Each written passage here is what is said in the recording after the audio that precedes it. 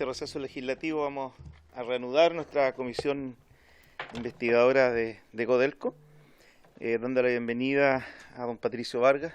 Él es presidente del Comité Regional de Coresemín de la región de O'Higgins y gerente de la minera CICSA, Chile Sociedad Anónima. Empecé al revés, secretario, no importa, era para dar la bienvenida. Bueno, el acta de la cuarta sesión ordinaria se da por aprobado por no haber sido objeto de observaciones. El acta de la sesión quinta ordinaria se encuentra a disposición de los señores y las señoras diputadas. El señor secretario dará cuenta. Ofrezco la palabra. Gracias, presidente. Se han recibido los siguientes documentos. En primer lugar, un oficio de la Superintendenta de Seguridad Social, doña Pamela Gana, en respuesta a una solicitud de esta comisión, ordena informar con qué frecuencia entre los años 2006 y 2022 se han reunido los comités paritarios que se han constituido en la división Chuquicamata de Codelco. En segundo lugar, una carta del presidente del directorio de Codelco, don Máximo Pacheco, también en respuesta a una solicitud de información de esta comisión, en orden a remitir el organigrama de la vicepresidencia de proyectos y el costo remuneracional que implica. En tercer lugar, una carta también del presidente del directorio de Codelco, Máximo Pacheco, en respuesta a una solicitud de información de esta comisión respecto a los cuántos trabajadores contratistas de Codelco están sindicalizados y negocian colectivamente. En cuarto lugar, otra carta del presidente del directorio de Codelco, Máximo Pacheco, en respuesta a una solicitud de esta comisión, en orden a informarse en los eventos de accidentes fatales de trabajadores de la empresa, sus máximas autoridades han tomado acciones específicas respecto de los gerentes de áreas respectivos, como solicitar su renuncia o hacer efectiva su responsabilidad civil, y en caso afirmativo remitir los antecedentes en cada caso.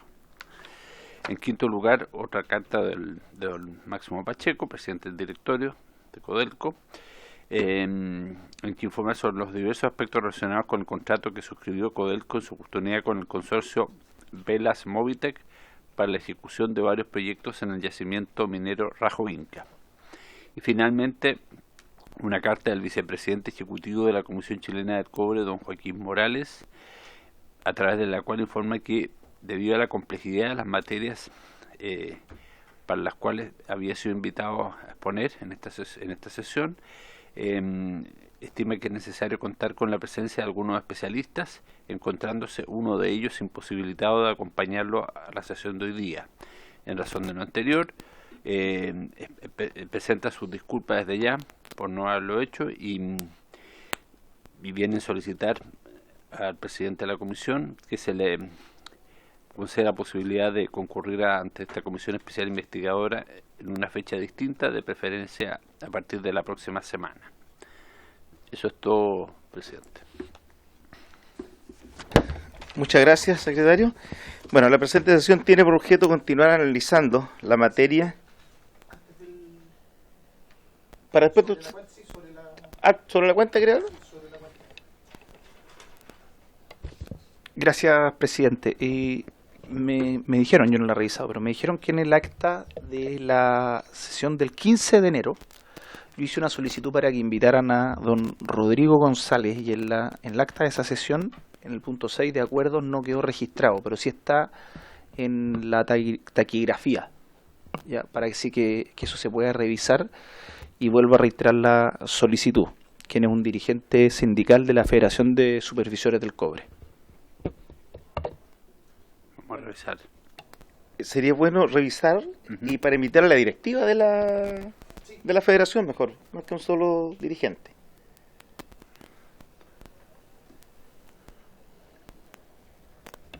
Pero mi solicitud también va para invitar al señor Rodrigo González específicamente como miembro y también a la directiva. La directiva completa, esa es la Federación de Supervisores. Sí.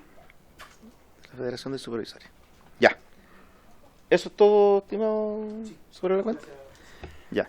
Bueno, en esta sesión se justificó don Joaquín Morales, como lo relató acá el secretario. ¿Ya? Entonces, ¿me invitas la próxima semana? Si tomamos el acuerdo para invitar a Cochilco la próxima semana, a don Joaquín. ¿Sí? Ok. Bueno, vamos ahora a escuchar a don Patricio Vargas, sobre el funcionamiento del Coresemin. Hay bastante inquietud sobre todo lo que ha sucedido, la accidentabilidad en el teniente, algunas situaciones que también las parlamentarias de la zona han conversado con usted, para que nos pueda exponer aquí en esta comisión investigadora. Adelante. Buenas tardes, primero de todo.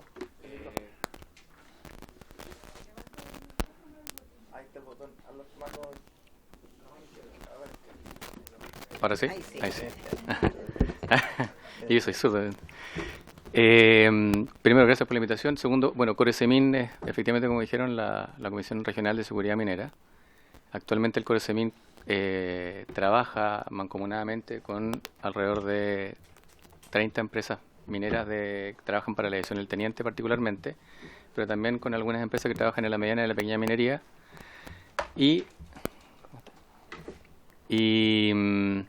Bueno, hemos desarrollado un montón de actividades más bien sociales con el área de la minería y interactuado con empresas en general. Nuestra función principal como Coresemin es velar por la seguridad de la minería en la región, como foco principal. Inicialmente nos enfocábamos en la pequeña minería, pero ampliamos un poco esto a la mediana y la gran minería, dado que la mayor cantidad de empresas con las que trabajamos o interactuamos pertenecen a la división del teniente, y también son las que principalmente nos apoyan para colaborar con la pequeña minería de la región. Esa es un poco la presentación de lo que hago como presidente del Coresemin. Llevo alrededor de 1 año y medio en el cargo, y anterior a eso era el director de innovación de la misma entidad.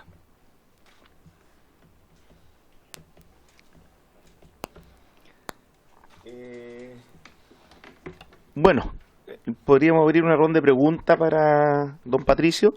Yo me imagino que en la sexta región, que es más conocedora, Marcela, y luego viene Marta González, porque ahí hay harta preocupación del funcionamiento de Codelco, tanto para sus trabajadores directos, pero más preocupaciones para las empresas contratistas. Diputada Riquelme. Muchas gracias, presidente. Muy buenas tardes, ya casi buenas noches. Muchas gracias, don Patricio, por su presencia el día de hoy.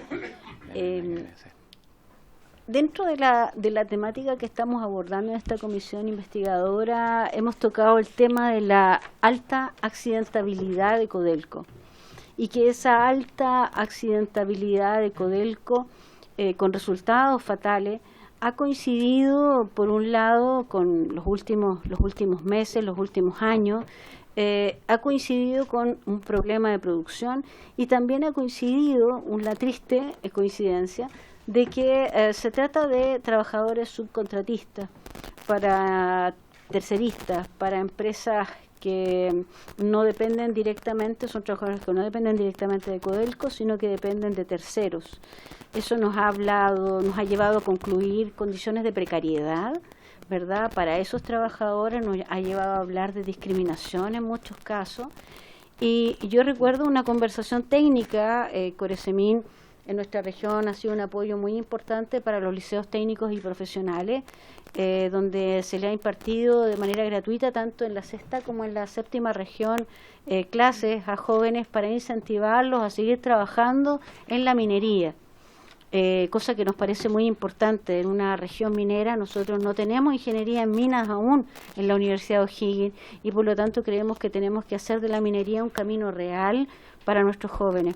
Y en una de esas conversaciones con el presidente de Coresemin nos explicaba cómo era el tema de la geografía del cerro, por qué se producía este hundimiento del cerro, y qué factor humano era el que incidía en eventualmente estos derrumbes, que se llaman las explosiones de roca, ¿verdad?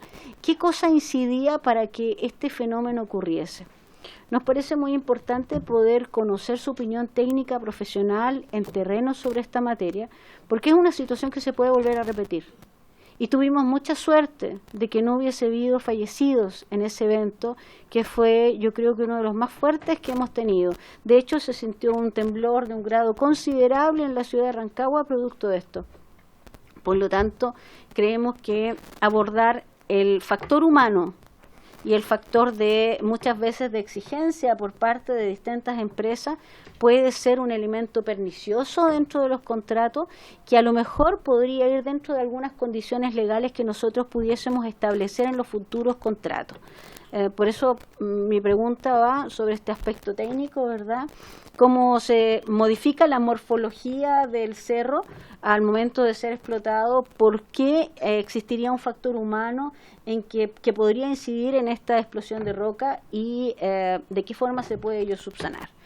Presidente, muchas gracias. Primero que todo, especialista en geomecánica no soy, debo aclarar desde ya. Pero sí llevo bastantes años trabajando en minería y no sé si ubican la mina del Teniente en su estructura, pero es un cerro, ¿cierto? Como cualquier cerro, pero la pipa es un cono vertical invertido, que es la parte más segura, que es donde no existe mineral y es donde se instalan los barros cívicos, donde las oficinas, digamos, de alguna manera, los talleres, las oficinas, donde vive la gente que trabaja en la minería. Y la explotación del mineral es en el contorno de la pipa. La mina, bueno, hoy día estamos trabajando, se han cerrado casi todos los niveles iniciales de la mina. La mina tiene alrededor de, yo aquí voy a hacer una especulación, pero alrededor de, supongamos que 1000 metros en vertical, desde el origen, desde arriba, desde la superficie, y se han explotado desde el 1 hasta hoy día cerraron hasta el 4, están trabajando en el Teniente 5, que es un sistema, un nivel de traspaso. Luego pasamos al sub 5, que ya es un nivel de producción. La mina, el Teniente, y a lo mejor voy a repetir cosas que ya han dicho otras personas, pero con un estado. La mina del Teniente trabaja en una metodología de explotación que se llama block caving, que tiene el UCL, el producción, el subnivel y el acarreo. De esa forma trabajan. Originalmente la mina tenía una roca bastante blanda, como decían antiguamente. En la mina uno le pega un par de patadas al cerro y se compra un auto, como decían antiguamente. ¿Por qué? Porque era demasiado blanda, entonces caía por gravedad. Actualmente la calidad de la roca es bastante mala, lo que significa que los esfuerzos que el cerro debe soportar para poder mantenerse relativamente estable de acuerdo a, acuérdense que se avanza o se prepara mina y además se extrae mineral. Se hacen dos actividades que probablemente hoy día, debido a la complejidad de la extracción y de la construcción o preparación de mina, están trabajando casi al unísono en el mismo terreno.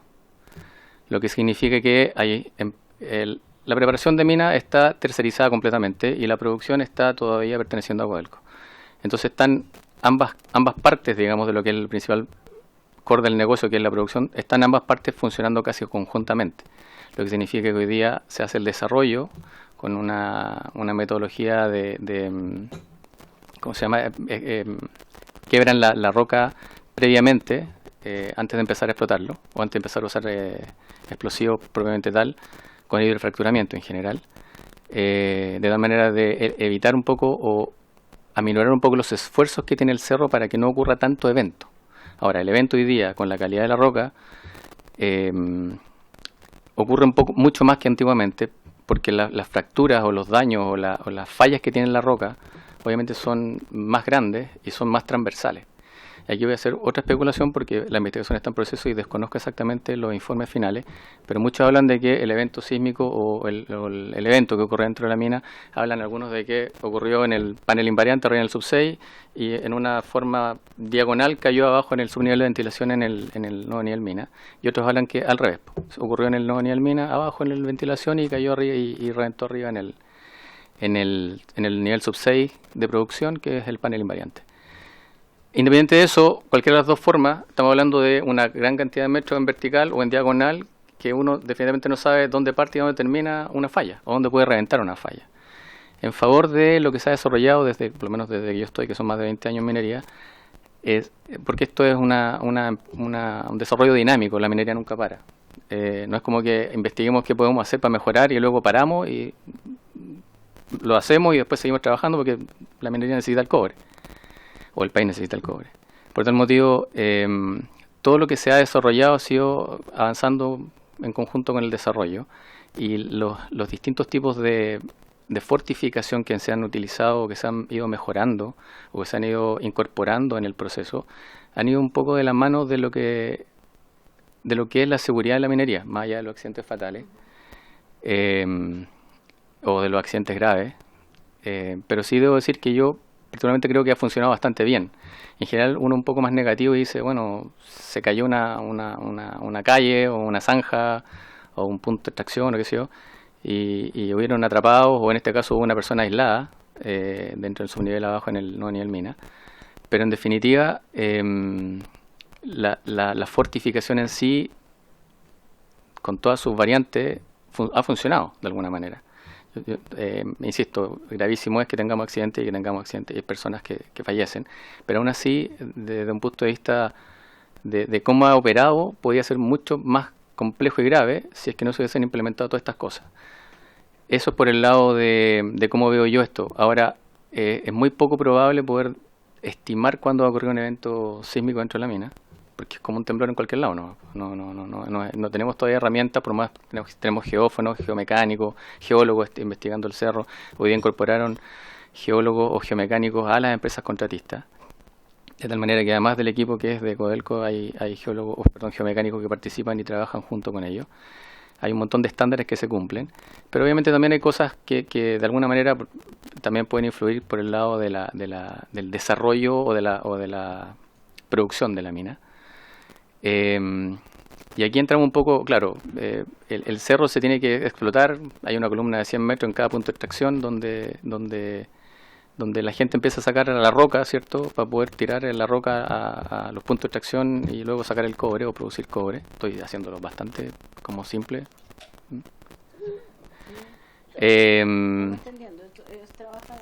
Sí, que no. Perfecto. Entonces, claro, pero de repente ocurre que todo esto de la vorágine de producir y todo lo demás para poder tener o cumplir con el core business, que es efectivamente generar cobre o producir cobre, podría generar que de repente la producción en sí priorice acercarse más a ciertos puntos que otros puntos para poder sacar más cobre en ciertas oportunidades.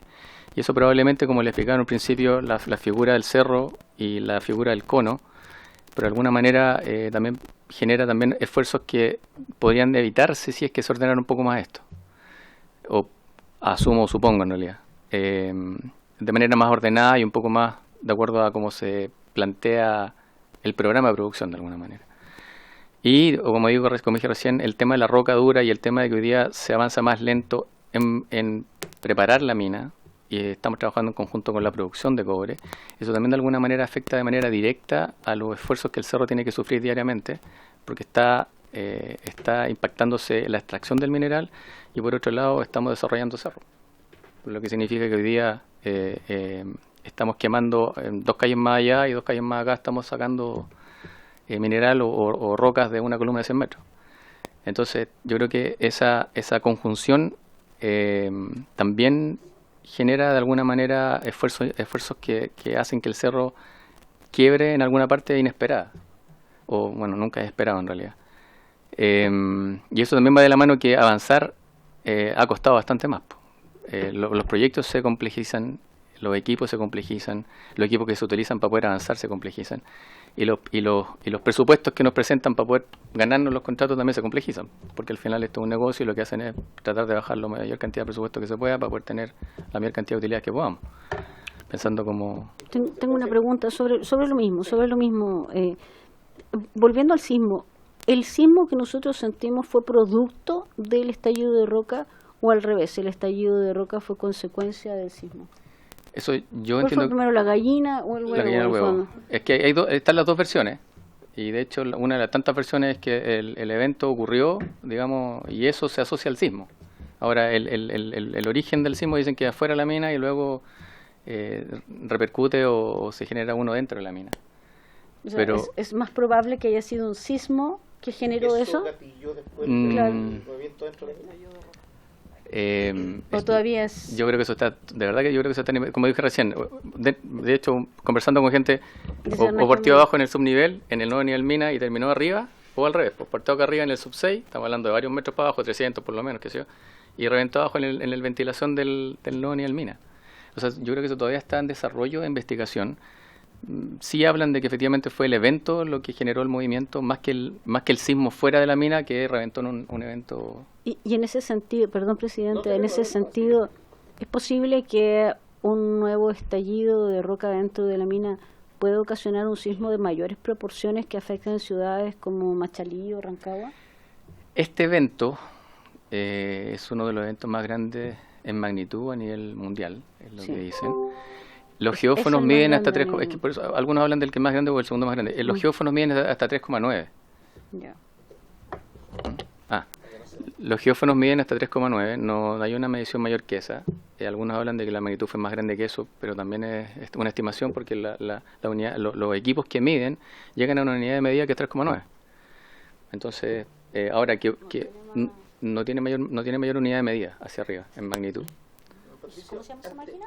Los geófonos, An- 3,9 en magnitud, digamos, Hasta eso mide. que como se mide dentro de la mina los eventos sísmicos. Como en Chernobyl, así como llegaba hasta 5, ¿no? Mercalli. Claro, esto es como una escala, es que lo que pasa es que el MW es como una unidad de medida más local que se asemeja un poco al Richter, pero es una unidad de medida local, un movimiento interno como previo a una definición formal de... Patricio, una pregunta. Estamos avanzando súper bien, pero me empiezan a quedar varias dudas. Ujú.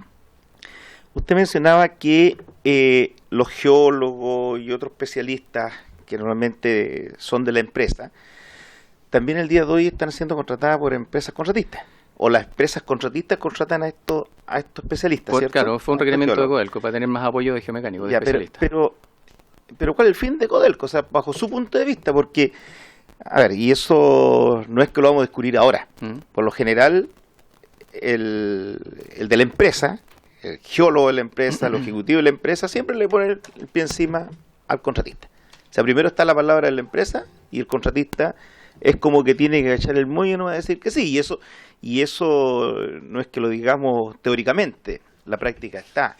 Y es por eso que la preocupación es, y bajo el punto de vista suyo, porque la mayoría de los accidentes son de trabajadores contratistas. Claro. Es porque la empresa le da más importancia al trabajador contratado, digamos, directamente por la empresa, porque los sindicatos son más fuertes, son más exigentes, porque los comités paritarios de la empresa trabajan mejor que los comités paritarios de la empresa contratista, porque la mutualidad, yo no sé si me parece que también tiene delegación directa en el tema de la ley 16.744, Codelco, el teniente.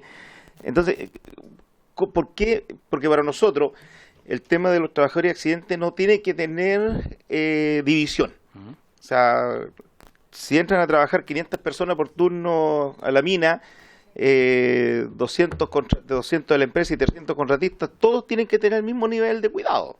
Y esa es responsabilidad de la empresa mandante, para eso está en la ley de subcontratación también. Pero ¿por qué? Porque en este caso se nota más. O sea, inclusive cuando hubo evacuación en estos eventos, evacuaron primero los de la empresa y después los contratistas. O sea, ¿qué se debe y bajo su punto de vista quiénes deberían ser los responsables en esta materia? O sea, más que a ver, que estamos hablando de un evento sísmico, entonces el responsable... Ya, en general la dotación es Codelco teniente versus contratista es alrededor de 3-1. La mayor cantidad, como dije recién, la producción la hace Codelco y todo lo que es desarrollo de mina, que al final es un poco más adelante nomás, porque al final es preparación de mina para poder producir después, lo hace todo la empresa contratista. Por tal motivo, en algunas áreas hay, no sé, 1.800 contratistas versus, no tengo idea, son menos, 100 personas de Codelco. Por tal motivo, la probabilidad que ocurra un accidente hace un contratista obviamente es mayor y no estoy quitando ninguna responsabilidad a nadie, pero dada la proporcionalidad, solamente por eso ya es una posibilidad mayor de que le ocurra a un contratista más que a un propio. Solo por eso. Luego, los contratistas están desarrollando minas, que es, bajo mi punto de vista, un poco más complejo y más con mayor ¿cómo se llama? Que le pueda ocurrir un accidente. Más probabilidad, claro. Voy a usar otra palabra, más probabilidad que le pueda ocurrir un accidente. Ahora, efectivamente, claro, antiguamente habían muchas más diferencias que las que hay hoy día, pero siguen habiendo diferencias, eso es indiscutible y no lo vamos a descubrir en esta mesa, ustedes lo acaban de decir. Pero claro, efectivamente en terreno, en la parte, y no es porque digan, los contratistas van a la parte más dura y más compleja y nosotros no, sino que hicieron esa separación de negocio nomás. Y la unidad de negocio de preparación de minas la hacen los terceros y la preparación y la producción en sí todavía es propia de Codelco en su mayoría o en su totalidad. Entonces, esa es una de las cosas importantes que hay que tener en consideración, mayor cantidad de gente trabajando como contratista, y estamos trabajando en la área más compleja que es la preparación de la mina, que es donde estamos quemando frentes, fortificando, y los últimos accidentes han ocurrido principalmente en esas áreas. De hecho, la persona que quedó aislada en el evento era un contratista de Sublin que estaba preparando minas. La ABP está en proceso recién de producción, todavía se está preparando minas. Y efectivamente no se puede negar que efectivamente hay diferencias, eso es indiscutible, eso es absolutamente indiscutible. Se han aminorado, pero siguen habiendo.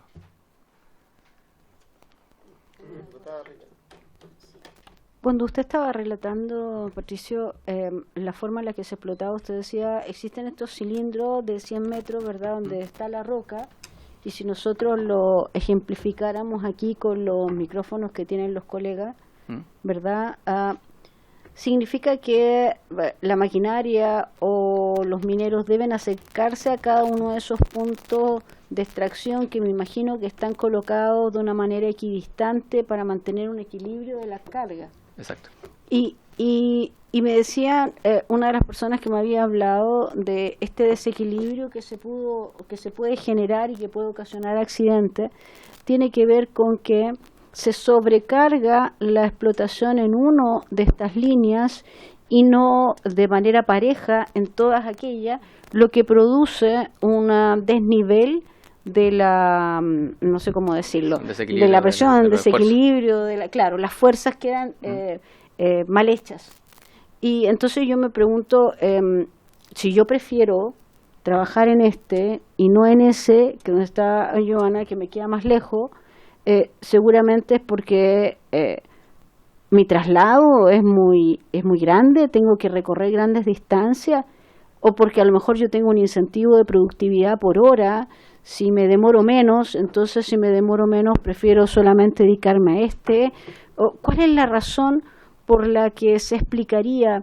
Estoy pensando en algún incentivo perverso que tal vez nosotros mismos somos responsables de ello, ¿cierto?, en establecer una cuota de producción, lo que haría más atractivo explotar y mantener este desnivel forzadamente.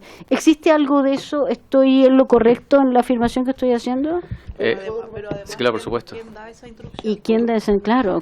Sí, porque, claro, cuando... incentivo, perdón, presidente, un incentivo o para el trabajador o para la empresa, no lo sé.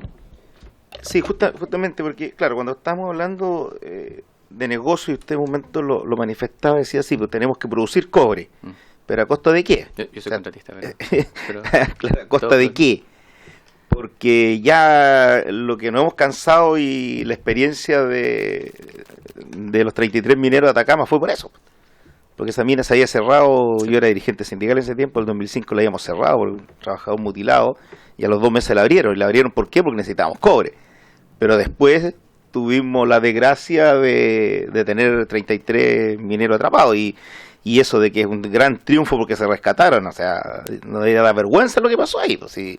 El rescate es una cosa, pero lo que sufrieron ahí durante 70 días otra cosa. Entonces, ya ese tema y voy a lo que apunta la Marcela, oye, tenemos que producir tantas miles de toneladas porque la exigencia del mercado, del negocio y el trabajador, si entre más producimos, y siempre está este bono producción, que bajemos costos, subimos la producción, está inserto también el tema de accidentabilidad. ¿Cuál es la motivación perversa? Porque yo creo que en este tiempo que corre, ya no debemos decir tener un gran triunfo porque la producción la completamos a final de año, en el mes, pero si tenemos 2 trabajadores muertos. O sea, ¿dónde está fallando el tema del equilibrio entre la seguridad y la producción? Me voy a enfocar un poco para no olvidar un poco lo que preguntaba la diputada Marcela Riquelme. El proceso es un proceso de producción. En el proceso de producción, efectivamente, vamos a suponer que la columna tiene 100 metros de vertical y tiene 2 puntos de extracción. Una pala puede entrar por esta zanja o por la zanja del frente, esta mismo, por ambos lados. Pero dentro de una zanja, supongamos que hay dos sistemas de traspaso, que es donde la pala recoge el mineral y lo va a botar en algún lugar. Estoy haciéndolo con números para que entendamos nomás. Y hay 6 puntos de extracción. Entonces, claro, efectivamente, si a mí me pagan un bono por tarja, se llama, cumplir la cantidad de baldadas que la baldada significa cierta cantidad de metros cúbicos por turno. Me sale mucho más simple ir a moverme de aquí, sacar la mineral de acá y volver a botarlo acá, en vez de darme la vuelta larga. Obviamente, por lógica, lo que voy a hacer es usar lo que más me conviene, digamos, que sería sacar el mineral del punto más cercano. Efectivamente, cuando eso ocurre, y si ocurre más aún, porque esto significa que el resto del cerro está más hacia afuera, pero aún así hay esfuerzos. Pero al otro lado tampoco, si no están sacando al otro lado el mineral, además generan aún mayor cantidad de esfuerzos que hacen que... Porque el cerro de la roca dura llega hasta cierto nivel y ahí empieza a caer material blando, dilución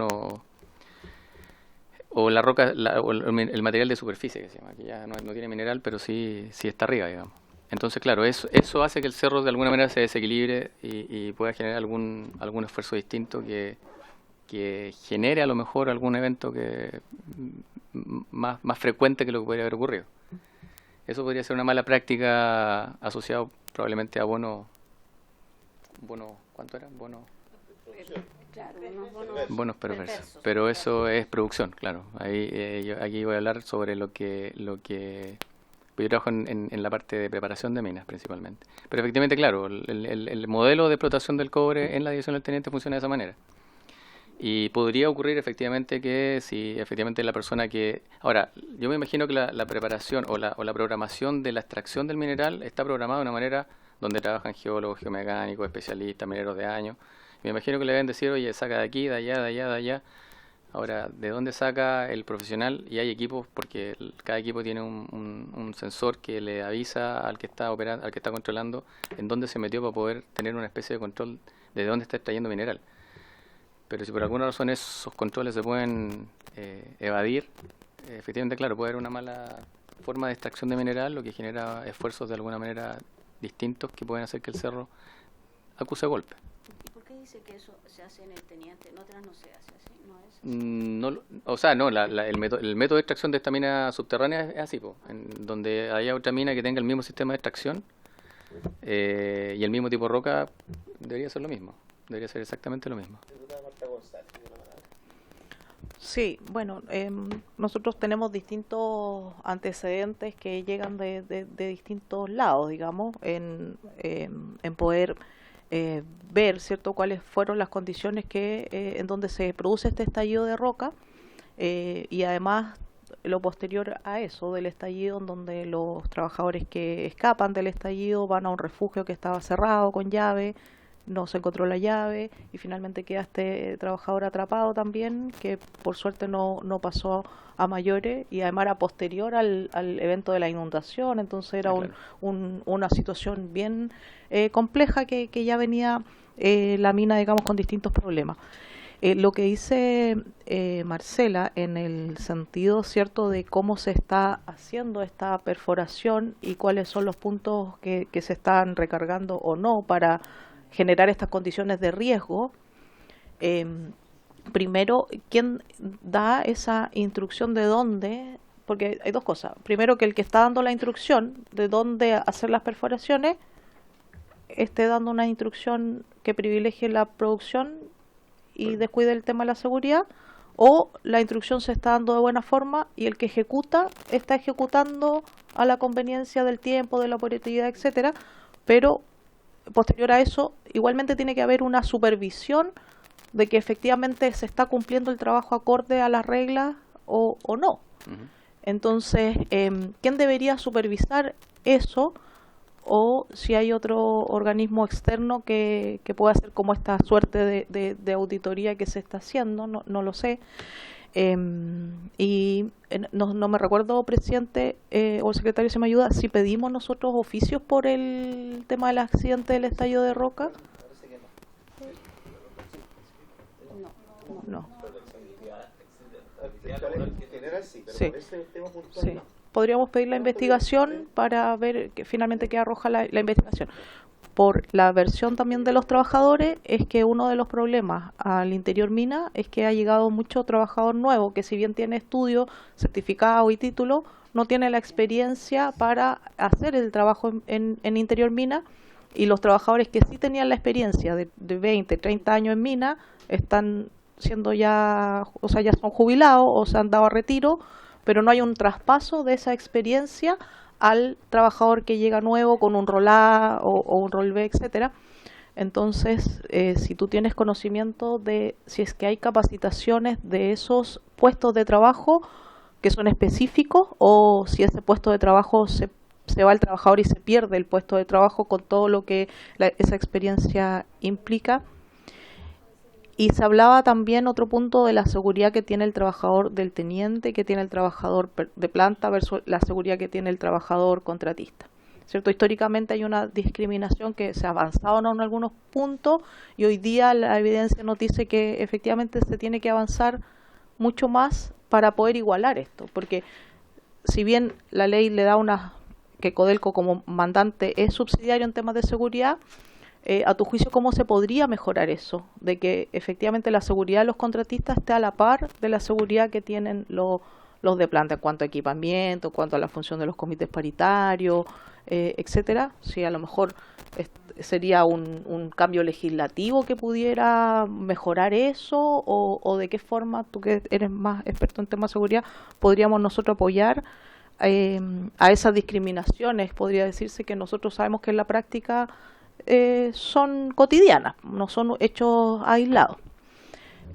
Eso me gustaría así que tú pudieras a lo mejor aportarnos con eso. En el tema del traspaso de información estoy de acuerdo. Efectivamente, hubo una desvinculación grande de gente de años de experiencia, y al final yo creo que la única forma de aprender es el porrazo y pararse y aprender. Y el traspaso, el enseñarle todo lo que uno aprendió durante los años, eso no ocurrió. Eso no ha ocurrido. La desvinculación de la gente es de un día para otro y luego llega gente nueva a trabajar, y creo que eso es súper importante. Muy, muy, muy, muy importante, porque la minería es compleja por esencia. Entonces, no desarrollar el traspaso de la información, tener un proceso y yo creo que por lo menos unos 6 meses y quizás más, para que la gente logre de verdad interiorizarse de lo que pasa. De verdad la historia, el cerro es el mismo, la roca cambió un poco, pero lleva muchos años la misma roca. Entonces la única forma de no volver a cometer los mismos errores es aprender de lo que ya lo cometieron. Y eso no está pasando. La seguridad, yo creo que nos exigen tener los mismos EPP, nos exigen tener las mismas capacitaciones. Por el CORESEMIN nosotros hacemos reuniones con comités paritarios, no nos metemos con los dirigentes sindicales, pero sí con comités paritarios. Tuvimos uno hace poco donde participó el director del CERNAGIVAMIN también apoyándonos. Sí, y esto es una opinión súper personal, pero sí siento que el hecho de abaratar mucho los costos genera que los presupuestos los presupuestos que presentamos para ganarnos los contratos llegan a tal límite de estrechez que nos da holgura para nada. Y de repente hay algunas variables en esta juguera que se meten, que quienes evalúan dejan de ver algunas variables súper importantes que a la larga impactan o afectan directamente a la persona que está en el cerro, adentro del cerro, dentro de las galerías. O sea, pues, si yo tengo que cambiar, puede ser una cosa súper básica, pero cambiar buzo cada turno, la trompa es el respirador de doble vía, un EPP. Si lo tengo que cambiar cada turno del trabajador después de 7 días de trabajo, y yo por mi cálculo, para poder ganarme un proyecto, lo calculé, no sé, cada 3 meses, porque la única forma de ganarme los contratos, claro, ¿dónde queda ahí? Yo creo que es un factor súper importante. Yo creo que estrujar a la empresa hasta tal punto de casi dejarla inconsciente no tiene sentido, porque al final... ¿Y tú dices que eso está pasando? Perdón. Yo considero que... Patricio, quiero apuntar eso. Es un tema muy preocupante. Es preocupante. ¿Por qué? ¿Por qué es preocupante? Porque la responsabilidad la tiene Codelco. O sea, si yo dejo abierta una licitación sin poner estándares mínimos, claro, todos quieren llevarse la pega. Pero al final, ¿dónde gatilla justamente lo que dices tú? O sea, un par de guantes que te podría durar normalmente en ese trabajo 3 días, te lo hacen durar una semana. Los protectores auditivos, los lentes. En los procesos de licitación no hay una base en la cual Codelco diga, mira, yo te voy a licitar, esta licitación va por 2 años, pero el costo mínimo de licitación son 1.000 millones de pesos, por decir. De ahí para arriba empiezan a competir la empresa, o sea, el que se la lleva, el que seguramente puede tener menos utilidades o más utilidades, el que quiere tener menos rentabilidad o mayor rentabilidad. ¿Y por qué digo que? Porque es súper complejo eso. Es complejo. O sea, alguien puede decir, mira, yo me llevo la pega, pero le voy a pagar menos a los trabajadores y voy a hacer durar más los equipos de protección personal y voy a producir más. No hay una base. O sea, las bases de licitación establecen lo mínimo necesario para poder cumplir con toda la ley, con todos los estándares de contrato de fatalidad y todo lo demás, pero no hay como en las empresas, como en las municipalidades, que uno dice ya, el presupuesto son 1.000 millones y ustedes juegan más o menos ahí. No, acá no. No hay ninguna idea de qué es el presupuesto que uno tiene que... Además, hoy día la variable es un poco más amplia porque, por ejemplo, todo el costo directo, y me refiero a cuando uno tiene que trabajar con el área de personas, digamos, ¿cierto? El HMS, como le llaman, los precios finales van de parte de ellos, digamos. Entonces yo, cuando presento una licitación, estimo un monto, porque no tengo idea del costo directo, que es el valor más grande de esta licitación, estimo un monto y sobre eso estimo una utilidad, pero son estimaciones, porque al final no tengo idea cuánto le gana realmente pagar al trabajador, lo establece después el mandante, no lo establezco yo como antiguamente era, y tampoco hay un piso. Entonces, si yo, por ejemplo, defino, o por norma personal sé que los guantes duran 3 días, pero yo defino que van a durar 10 días, y yo asumo el riesgo de eso, me voy a ganar la licitación porque hubiera un costo más bajo. Pero yo lo asumo, y el mandante me dirá a mí después, bueno, tú lo asumiste, tú lo cumples. Pero eso significa la merma de, si no tengo la gran cantidad de utilidad que debería tener para poder cubrir esa diferencia que estoy dejando en la mesa, probablemente hubiera pérdida, ¿no? Sí. Sí.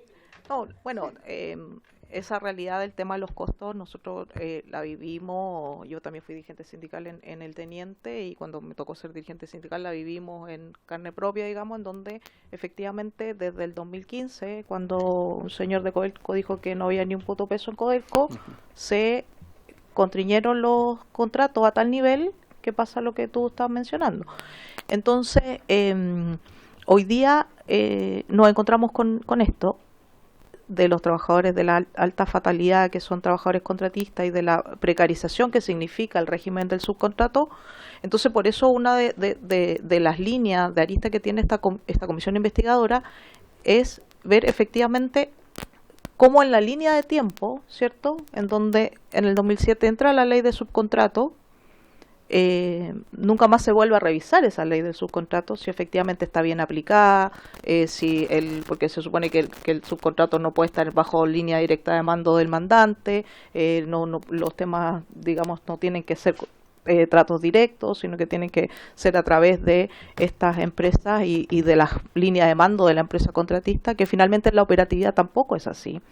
Entonces, Codelco tiene plena conciencia que una empresa contratista, para abaratar sus costos, no tiene otra forma que abaratar los costos o con la planilla de sueldo o con los elementos de protección personal, porque la empresa contratista no pone maquinaria, no pone infraestructura, lo único que pone es la gente. Pero en obra sí, pone maquinaria, la instalación de faena que se llama. Las empresas de obra que construyen sí ponen todo eso. Ya, ok.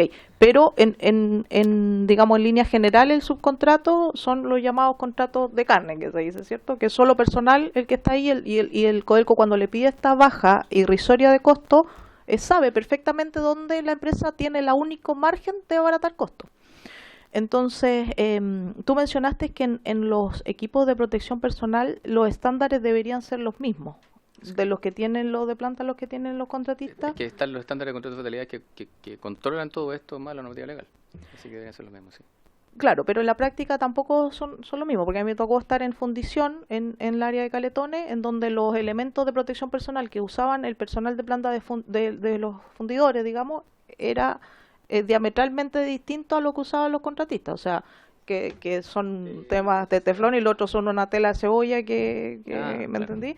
Entonces, ¿qué es lo que tendría que hacer hoy día? Codelco proporcionar los elementos de protección personal para todos los trabajadores que pudieran tener el mismo estándar, porque finalmente, si vamos a seguir en esta lógica de abaratar y abaratar, bueno, y por otro lado, Codelco hoy día está teniendo una política muy siniestra como la que dices tú, ¿cierto? En donde, bueno, tú asumiste este contrato, tú hazte cargo.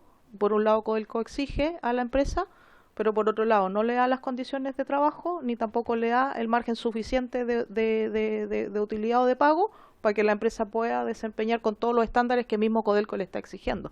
Entonces ahí hay un círculo bien perverso que está operando con este tema de las licitaciones también. Pero mira, yo creo que es muy buen punto lo que dice la diputada González para llevarlo, secretario, a las conclusiones finales. Bueno, que tenemos que hacerlo nosotros, que aquí van dos temas. Una, los procesos de licitaciones, que es muy importante tener una base de procesos de licitaciones que no existen, y otra es que la empresa mandante, que una empresa nuestra, pueda estandarizar todos los EPP, porque no puede ser que un trabajador pueda usar una trompa con filtro distinto al que usan los trabajadores de la empresa. Y por eso que yo cuando menciono el tema de los sindicatos, porque muchas veces los sindicatos presionan para que así sea, inclusive lo que no debía ser muchas veces lo mejor en el contrato colectivo, que no debía ser, pero a veces lo sucede. Diputada Joana. Gracias, presidente. Sí, solo en el punto que yo creo que lo que igual va a ser en conclusiones, digamos, pero yo creo que acá lo que estamos buscando y lo que nos hemos dado cuenta es que acá no hay un estándar de igualdad tanto para los trabajadores de contrato, digamos, como los propios. Y eso ha generado en el fondo, estas diferencias y exposición de los trabajadores que lo ha puesto en situaciones precarias y donde lamentablemente, mayoritariamente en los accidentes, nosotros tenemos al trabajador del subcontrato en riesgo. Entonces, yo creo que, de acuerdo a lo que hemos hablado ahora, efectivamente lo que debiera ser, independiente que sea Codelco quien lo facilite o no, debiera haber un estándar de igualdad de condiciones. Es decir, si los trabajadores de Codelco usan, no sé, la calidad X, la empresa contratista no puede tener otra que no sea la misma. Y yo creo que debiéramos buscar en las propuestas que vamos a levantar, pero yo creo que ya hemos ido, en la medida que hemos ido escuchando las realidades, lo que ha estado ocurriendo con los accidentes, lo que ha pasado con los contratistas, la precariedad, que mayoritariamente el trabajador es terciarizado, digamos, el trabajo, y eso significa el riesgo y la exposición. Lo hemos visto en accidentes cuando se han ido a buscar los trabajadores propios y no se han ido a retirar los trabajadores que son de subcontrato. Entonces, no puede ser que una vida valga menos que la otra. Y acá eso es lo que tenemos que buscar. Eso, presidente. Presidente, me preocupa sobremanera porque estuvimos nosotros, los que somos de la región de O'Higgins, presenciamos la huelga de los contratistas hace años atrás, que fue un momento histórico sumamente relevante donde nacieron los famosos contratos marcos, los convenios marcos, ¿verdad? Que iban a establecer condiciones mínimas para los subcontratos. Yo veo con sorpresa que cuando preguntando sobre esto, digo, bueno, pero al menos ahora todos los trabajadores de las contratistas tienen un piso mínimo. No, eso es para los contratos por obra, pero no es para servicios. O sea, es posible que haya trabajadores que presten servicios, claro, alimentación, qué sé yo, cuidado, guardia, y que ellos están bajo esta línea de los contratos marcos. Eso me sorprendió, yo no lo sabía, creo que es un dato alarmante, creo que es una forma de burlar el espíritu de quienes firmaron ese convenio, y creo que estas cosas debiéramos, más allá de las buenas o malas voluntades de las empresas, tal vez debiéramos legislar sobre ello, presidente, tal vez como una conclusión importante para esta comisión. En ese mismo sentido, me preocupan mucho estos estándares de calidad, claro, entre el contratista y el trabajador directo de Codelco, me preocupa, pero ¿sabe qué me preocupa? También me preocupa que las empresas puedan, voy a usar un término feo, tal vez trampear, y decir, no, mira, yo me basta con un par de guantes al mes. Y otra sea más eficiente, diga, no, aquí se necesita un guante a la semana. Y nadie le da puntaje a eso, nadie verifica si eso es efectivo. Entonces yo con suerte pongo un guante para la mano derecha, al otro mes le doy uno para la mano izquierda, porque si dice simplemente que tengo que presentar elementos de protección personal, estoy abaratando costos a través de la vida, la salud, la integridad física de los trabajadores. Me preocupa eso. Y finalmente, en las licitaciones, presidente, me gustaría que a lo mejor eso excede el margen de esta comisión investigadora. Tal vez debiésemos pedirlo para nuestra comisión de minería y energía, pero me gustaría ver las licitaciones. Quisiera ver el resultado de las últimas licitaciones que ha realizado la Vicepresidencia de Proyectos durante el año 2023-2024 y gestión obras minas, GOM se llama, GOMS tengo entendido que se llama, gestión de obras minas. Me gustaría ver esas licitaciones. Quisiera saber de qué forma se evaluó, presidente. Me preocupa mucho que vayan a ser las mismas empresas y que vayan a ser las mismas empresas que están detrás de esta accidentabilidad y que lo que se esté reduciendo, porque ¿sabes lo que me ha llamado mucho la atención? Que queden 5 oferentes y que se llame a 2 a negociar. Eso no me gusta. Eso no me gusta. No me parece transparente. Ni eso ha pasado en gobiernos y administraciones de derecha y en gobiernos y administraciones de izquierda. Pero a mí me parece que una empresa del Estado tiene que tener todos sus procesos transparentes. Yo no estoy aquí acusando a nadie, pero no me parece bien que yo lo cite a usted, para negociar y los demás contratistas no los considero, los demás oferentes. Creo que aquí el criterio, si bien tenemos que sacar un provecho económico importante, este es el sueldo de Chile, pero no a costa de la vida y la salud de los trabajadores. Muchas gracias, presidente. Y yo quisiera argumentar algo más en eso. Con la solicitud que hace la diputada Riquelme, pedir también el nombre de la empresa, quiénes son los representantes legales y los dueños de la empresa, contratistas que se han estado ganando estos contratos. ¿De los últimos años? Del año 2020, pidamos todo el 22-23. Claro. ¿Ya? Ubicados por la vicepresidencia. Claro, y no solamente el teniente, sino que de todas las divisiones. No sabemos. Vamos, pero que partamos con eso, lo revisamos en minería, y si da, pedimos una comisión investigadora para esa materia. Presidente, el secretario también, ¿cuántos oficios ha contestado Codelco de lo que ha mandado la comisión? Sí, la gran mayoría dio la cuenta para que se lo haga llegar a cada uno de los... Lo buscamos en la página de... Está en la página. Están los correos. Están los correos ya. Llegaron los correos ya. Ok. Ya, para empezar a ir analizándolo también. Pues un comentario. Sí.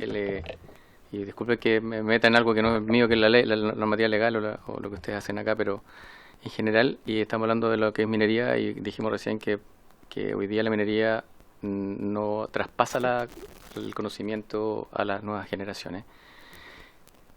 Sí, el desarrollo de leyes... A ver, yo vengo representando al Coresemin, por tal motivo para mí la seguridad es lo primordial, para que se entienda.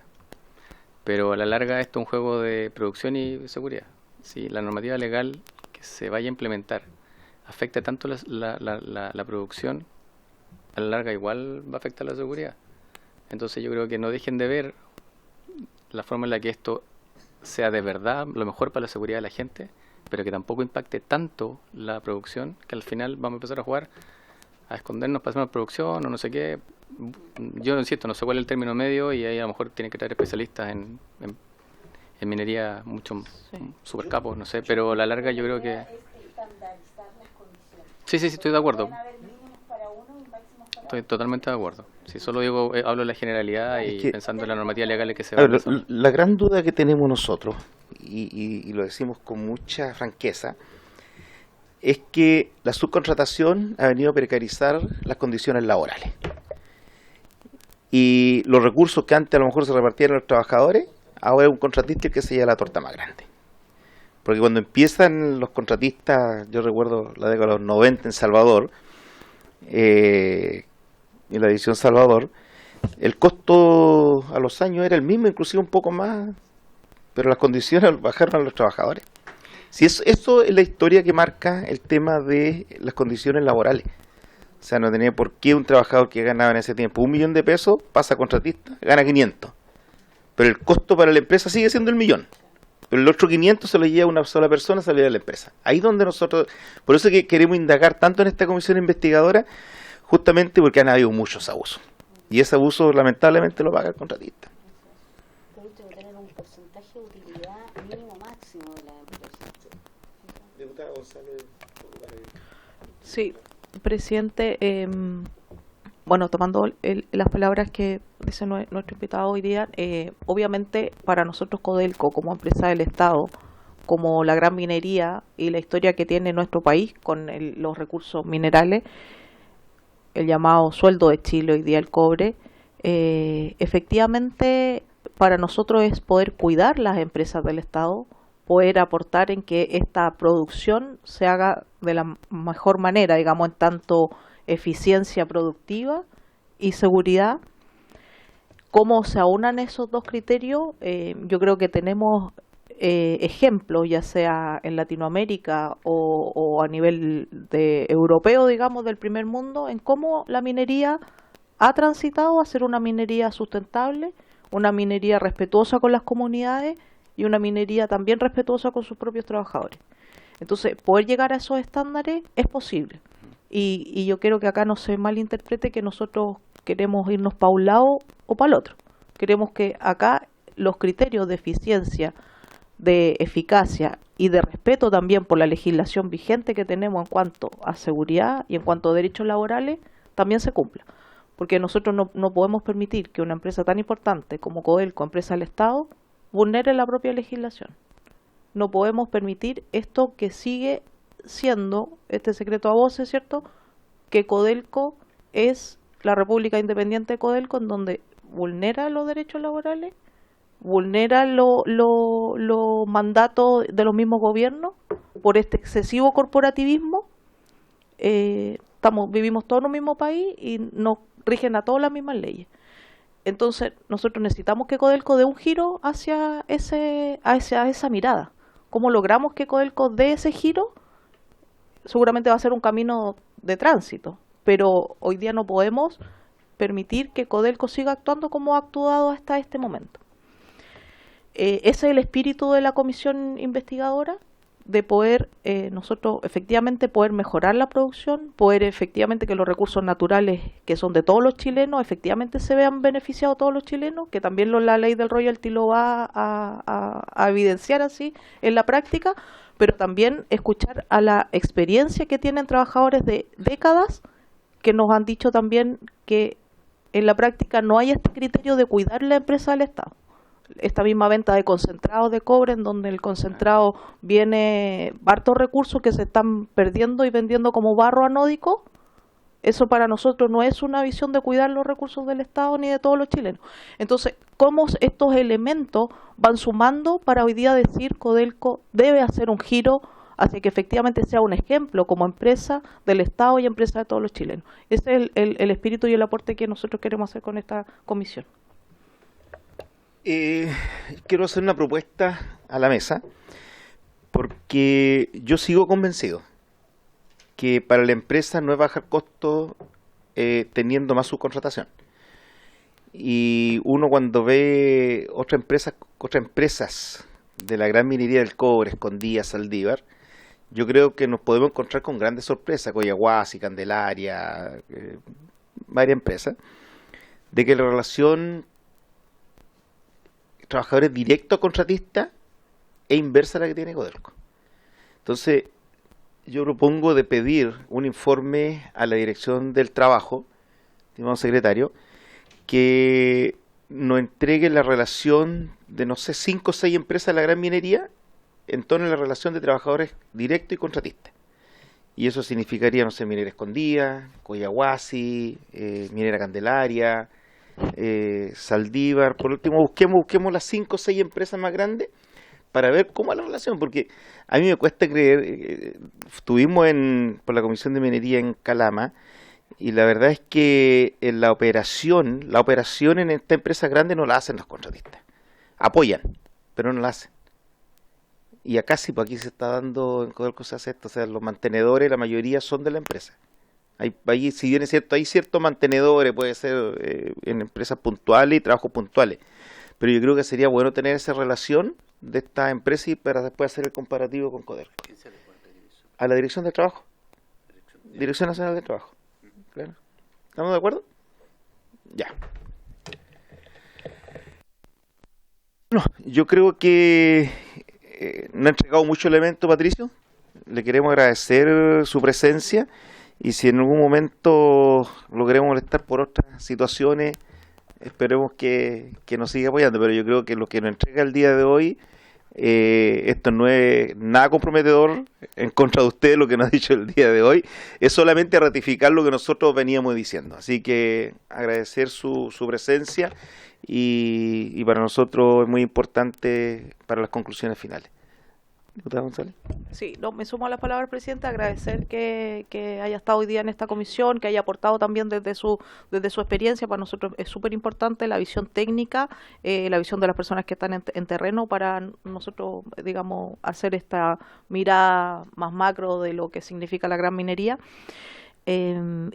Presidente, nosotros habíamos pedido que se pudiera sesionar en Rancagua, cosa que había accedido la comisión, pero para que le podamos poner fecha de cuándo podríamos hacer, o presidente, como ya nos queda poco tiempo, si se necesita llamar a sesiones especiales o dos veces, o la prórroga también, para que Sí. nos calendaricemos, digamos, de lo que nos queda.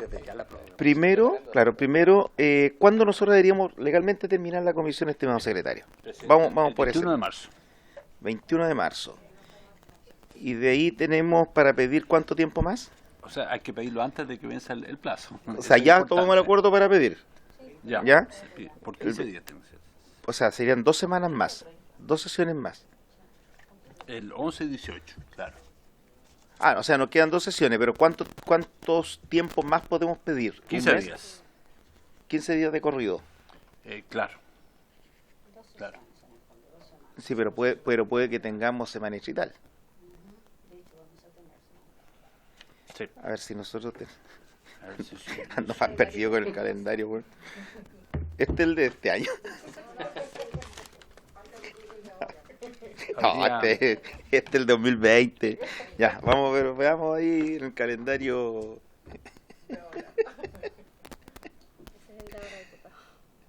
Ahí está el de... incluye la semana de Chetal. Claro. Entonces, ¿y lentes no tenés? No, ya. Entonces nosotros tendríamos el día 20, terminado el día 21, es decir, nos quedan 2 sesiones. El 11 11, 18. y 18. Y después podemos extender las 2 semanas más, o sea, 15 días. 21, a partir del 21. Al partir del 21. Entonces ahí tenemos 7, o sea, no, de ahí nos debería quedar una sesión más, que es el día primero. 7, 10. 1 de abril. Claro, nos quedaría parte poder sesionar. Bueno, ahí nos vamos tomando acuerdo porque puede que hagamos en una semana 2 sesiones, para que en el fondo nos quedaran 4. Justamente, yo creo que a lo mejor el día jueves... ¿Ah? No se puede sesionar en semana de Chetal. No se puede. Entonces tendríamos que... Claro, en una semana hacemos y una la sacamos... Lo vamos a coordinar con el secretario y le traemos la propuesta la próxima semana. Está más en grande, por si acaso. No, sin problema. Falta Cochilco, ¿no? Y nada más. Y los dirigentes de la Federación de Supervisores. Entonces, la próxima semana que venga Cochilco y los dirigentes de la Federación de Supervisores. A ver, presidente, si me permite, Cochilco me dice que tiene una presentación bastante completa.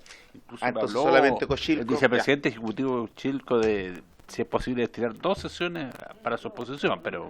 No, con uno no. Sí, ya, sí. entonces yo le voy a decir que voy a hablar con él y le voy a decir que una. Claro. Sí, Claro. con una, la próxima semana. Ya. Y después la subsiguiente, subsiguiente el 18. citamos, claro, citamos a los dirigentes Ya. de la federación. Y de ahí nos armamos.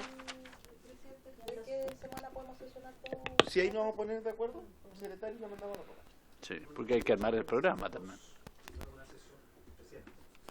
Presidente, si Cochilco necesita 2 para una sesión, 2 sesiones completas podemos hacer en la misma semana, lunes, martes, lunes, miércoles, probablemente. Estamos terminando varias comisiones, nosotros terminamos la de deporte. La de Navi también la terminamos.